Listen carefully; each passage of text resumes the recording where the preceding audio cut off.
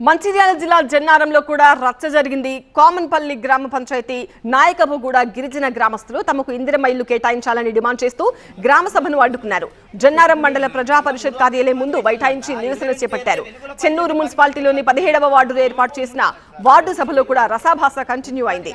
అర్హులను విస్మరించి అనర్హులను జాబితాలో చేర్చారని కాలనీ వాసులు అధికారులను నిలదీశారు.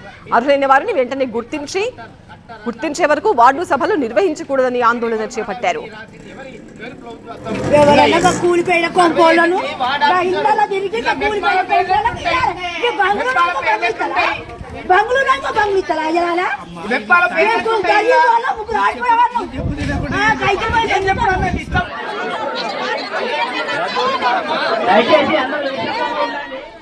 మంచిర్యాల జిల్లా జన్నారం వార్డు సభలో జరుగుతున్న గందరగోళం మనం చూస్తున్నాము. కొంతమంది తాము అర్హులమైనా కూడా తమ పేరు లిస్టులో లేదు, కానీ కొంతమంది అనర్హులకు పేర్లు లిస్టులో ఉన్నాయి అంటూ అధికారులను నిలదీస్తున్నారు గ్రామస్తులు.